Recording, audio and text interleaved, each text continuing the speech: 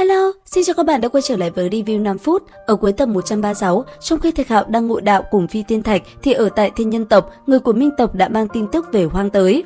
Cuối cùng, sau khi nói cho đám người biết một vài thông tin về Hoang, tên kia cũng liền rời đi và tiếp theo, cuộc thảo luận vẫn tiếp tục diễn ra. Lúc này, tất cả đám người Thiên Nhân tộc ở đây, bọn họ đều có chút nghi ngờ về Hoang.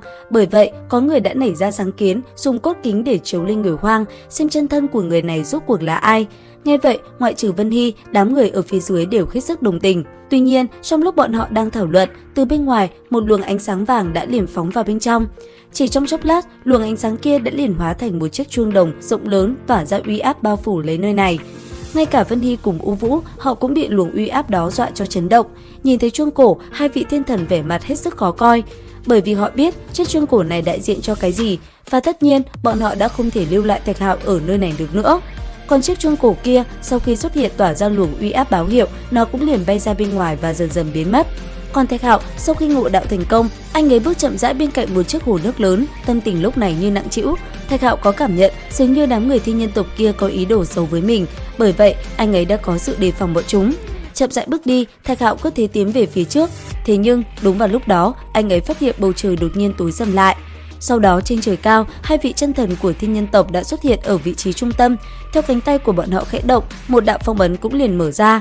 Chỉ trong giây lát, khi phong ấn thành hình, một luồng ánh sáng chói mắt đã liền phóng thẳng xuống phía dưới hướng về Thạch Hạo. Thế vậy, Thạch Hạo cũng liền vận lực trong cơ thể chống đỡ. Giờ khắc này đây, anh ấy đã dùng ra toàn lực để kháng cự lại phong ấn kia. Mỗi lần uy áp giáng xuống, Thạch Hạo lại gầm lên đầy mạnh mẽ. Thế nhưng đáng tiếc, phong ấn kia quá mạnh, chỉ trong tích tắc nó đã bao trùm lấy anh ấy. Sau đó, khi đã trấn áp được Thạch Hạo, phong ấn kia liền tạo thành một cái lồng giam vây lấy anh ấy ở bên trong. Chưa hết, khi đám người kia thấy Thạch Hạo đã không còn phản kháng, đám người kia đã liền dùng ra cốt kính để soi rõ thân phận của anh ấy. Đáng tiếc, khi cốt kính soi vào, máu từ nơi mi tâm Thạch Hạo liền chảy ra, làm bọn họ sợ hãi. Ngay lập tức, bọn họ đã dừng lại. Sau đó, thi triển bí pháp, đám người kia liền đưa Thạch Hạo vào bên trong một cái lao tù và giam giữ anh ấy và tiến hành tra khảo. Thời gian qua đi, ở vị trí trung tâm của phong ấn, Thạch Hạo với cơ thể yếu tràn đầy những vết thương do bị tra tấn xuất hiện, cảnh tượng vô cùng bi thảm. Và sau khi biết Mang Hy bị vài người trong tộc mình giam giữ, Vân Hy cùng một vài người rất nhanh đã đi tới lao tù để thăm ân nhân của mình. Nhìn Mang Hy đang bị giam giữ, Vân Hy đã liền hỏi những người bên cạnh lý do, và đáp lại, tên kia cũng nói cho Vân Hy biết Mang Hy không chỉ là Hoang. Nghe vậy, Vân Hy giật mình, thế nhưng là vẫn không tin đó là sự thật. Bởi thế, một vị thiên thần đã liền thi triển bí pháp phá giải bể hai biến của Thạch Hạo, làm anh ấy để lộ ra thân phận thật sự của mình. Chứng kiến khuôn mặt anh tuấn kia, Vân Hy xúc động vô cùng. Ngay lập tức, nàng liền cầu xin đám người kia tha cho Thạch Hạo, trên miệng cũng không ngừng gào thét và lao tới bên người anh ấy. Thế nhưng, đám người phía sau Vân Hy đã liền cản nàng lại và đưa nàng ra bên ngoài không cho nàng được gặp nam nhân kia.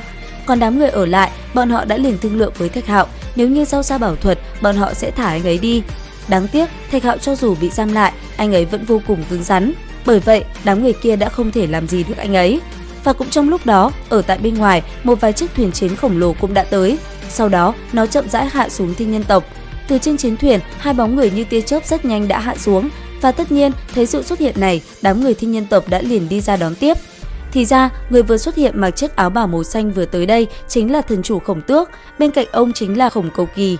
Vừa tới, hai người cũng nhanh chóng đi vào bên trong và cùng đám người của Thiên Nhân tộc trao đổi một vài việc.